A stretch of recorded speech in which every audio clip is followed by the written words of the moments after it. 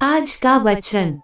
पहला पाठ अय्यूब का ग्रंथ, अध्याय 38 पद संख्या 1, 12 से 21 और अध्याय 40 पद संख्या 3 से 5।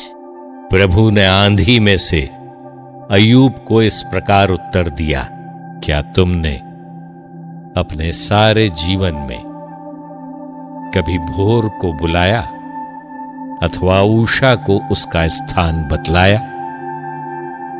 क्या तुमने आदेश दिया कि वो पृथ्वी के छोरों को पकड़कर झटकार दे, जिससे दुष्ट जन उसके तल पर से लुप्त हो जाएं?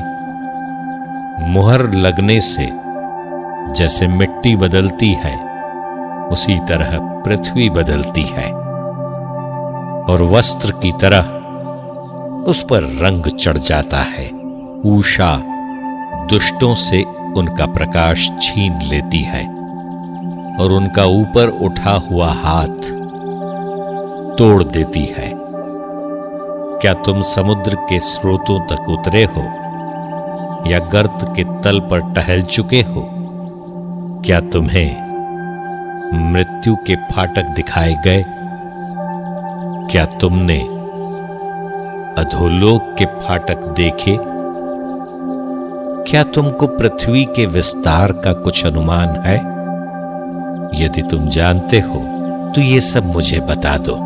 प्रकाश के निवास का मार्ग कहां है और अंधकार का आवास कहां है? क्या तुम दोनों को उनके अपने स्थान की ओर, उनके अपने निवास के मार्ग पर ले जा सकते हो?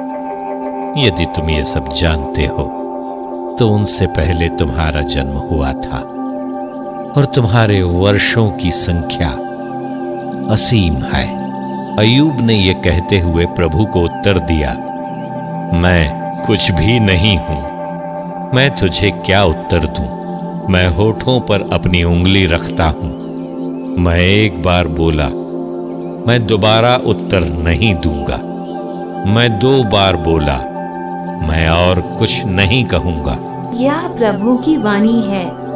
सुसमाचार संत लूकस, अध्याय 10 पद संख्या 13 से 16। धिक्कार तुझे खोराजिन, धिक्कार तुझे बेतसाइदा, जो चमत्कार तुम में किए गए हैं। यदि वे तीरूस और सीदोन में किए गए होते तो उन्होंने न जाने कब से टाट उड़कर और भस्म रमाकर पश्चाताप किया होता। इसलिए न्याय के दिन तुम्हारी दशा की अपेक्षा तीरूस और सीदोन की दशा कहीं अधिक सहनीय होगी।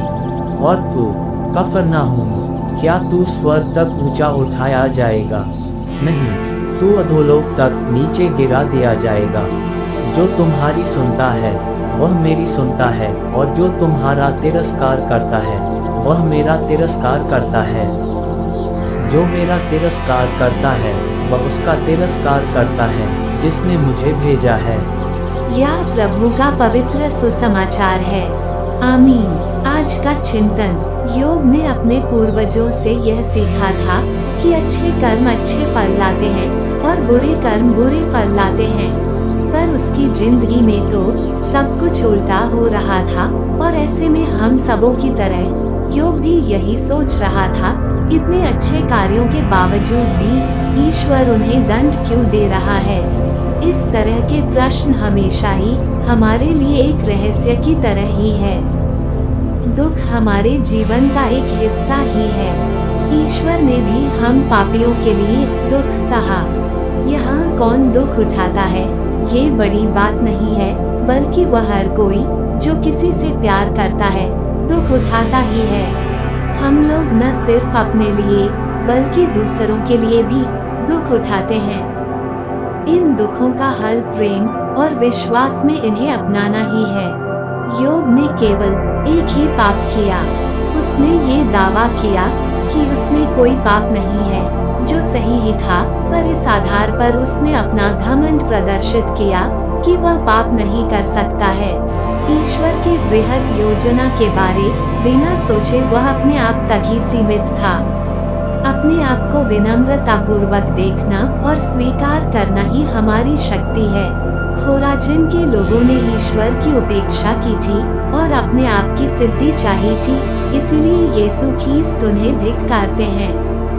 आमीन।